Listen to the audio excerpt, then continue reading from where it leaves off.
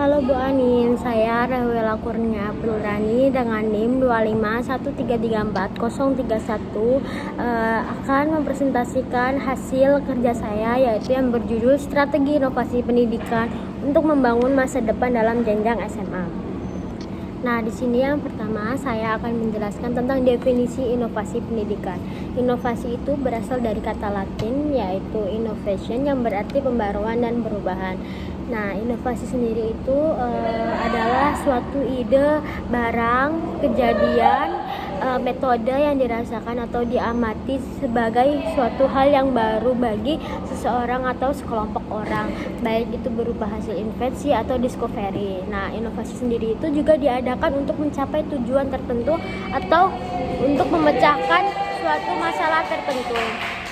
Lalu saya akan menjelaskan tentang invensi yang saya bilang tadi. Invensi itu suatu penemuan yang benar-benar baru, artinya hasil kreasi manusia yang berupa benda atau hal yang ditemukan itu benar-benar sebelumnya belum ada, kemudian diadakan dengan hasil kreasi baru.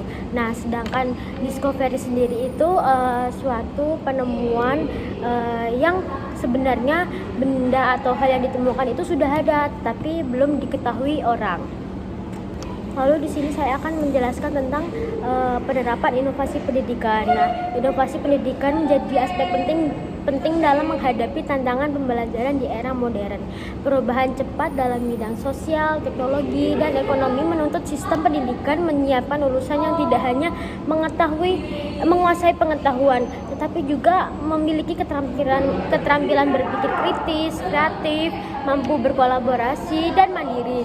Nah, salah satu cara untuk mencapai tujuan ini adalah melalui penerapan inovasi pendidikan yang tepat. Nah, di sini saya ada satu penerapan model pembelajaran inovatif. Itu seperti blended learning, flipped classroom, dan project based learning. Nah, yang kedua, pemanfaatan teknologi dan pembelajaran, yaitu penggunaan teknologi dalam pembelajaran ini memiliki peran penting dalam meningkatkan kualitas pendidikan termasuk di jenjang SMA. Teknologi itu mungkin penyampaiannya materi yang lebih interaktif, personalisasi belajar yang sesuai kebutuhan siswa, serta memfasilitasi kolaborasi dan komunikasi yang lebih efektif. Lalu yang ketiga, pengembangan kompetensi guru. Nah, inovasi pendidikan juga melibatkan peningkatan kompetensi guru agar dapat menerapkan ide-ide baru secara efektif. Lalu yang keempat, implementasi kurikulum merdeka. Nah, di Indonesia ini penerapan kurikulum merdeka itu dianggap sebagai strategi penting untuk menghadirkan pembelajaran yang lebih inovatif. Lalu di sini saya akan menjelaskan tentang tantangan dalam penerapan strategi inovasi pendidikan SMA. Nah, penerapan strategi inovasi pendidikan di SMA itu menghadapi berbagai tantangan yang dapat mempengaruhi efektivitas pembelajaran. Tantangan ini tuh meliputi faktor manusia seperti kesiapan guru dan kemampuan siswa. Aspek infrastruktur juga termasuk ketersediaan teknologi dan akses digital, serta kebijakan pendidikan dan manajemen sekolah. Oleh karena itu, diperlukan perhatian serius dari semua pihak yang terlibat. Saya membagi beberapa poin. Pada yang pertama yaitu kesiapan dan kompetensi guru. Guru itu memegang peran penting dalam keberhasilan penerapan inovasi pendidikan. Salah satu tantangan utamanya yaitu sejauh mana guru mampu dan siap mengimplementasikan metode serta teknologi baru dalam proses pembelajaran. Faktor seperti kurangnya pelatihan profesional, adanya resistensi terhadap perubahan, serta keterbatasan pemahaman pedagogis dapat menjadi hambatan yang mengurangi efektivitas inovasi pendidikan. Lalu poin yang kedua yaitu keterbatasan infrastruktur dan teknologi. Nah, penerapan model pembelajaran inovatif seperti blended learning dan flipped classroom itu memerlukan dukungan infrastruktur yang memadai, termasuk akses internet, perangkat digital, dan platform pembelajaran yang sesuai. Nah, keterbatasan fasilitas ini itu khususnya di sekolah dengan sumber daya terbatas atau di daerah terpencil seperti Papua, Kalimantan bagian dalam, dan Nusa Tenggara Timur itu menjadi hambatan utama dalam pelaksanaan inovasi pendidikan secara efektif. Nah, pada poin yang ketiga yaitu kesenjangan akses dan inklusi. Nah, yang setara terhadap teknologi dan sumber belajar digital yang dapat mempengaruhi partisipasi dan pencapaian mereka dalam pembelajaran inovatif.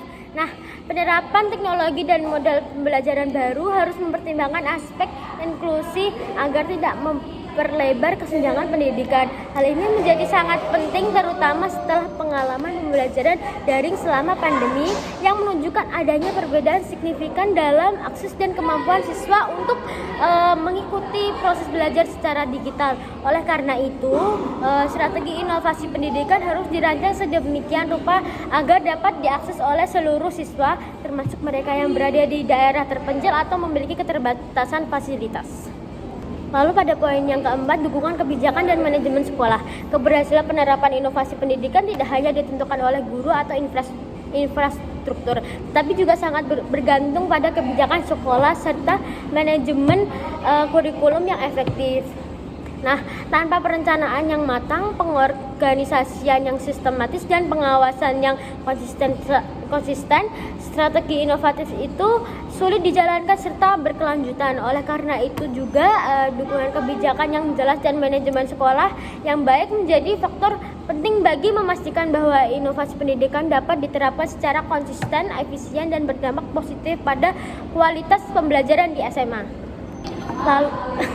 Lalu yang terakhir di sini strategi inovasi holistik dan untuk pembelajaran adaptif dan inklusif. Strategi inovasi pendidikan yang holistik itu mengintegrasikan berbagai elemen mulai dari metode pembelajaran yang efektif, pengembangan kompetensi guru hingga dukungan kebijakan dan infrastruktur. Pendekatan ini tuh memastikan bahwa inovasi menyentuh seluruh aspek proses belajar mengajar sehingga pembelajaran menjadi adaptif dan dapat menyesuaikan dengan kebutuhan, kemampuan, dan minat setiap siswa. Sekian dari presentasi kami. Mohon maaf jika ada salah kata maupun salah bicara. Lalu maaf karena berisik juga, saya sedang di kelas. Terima kasih, sekian dan terima kasih.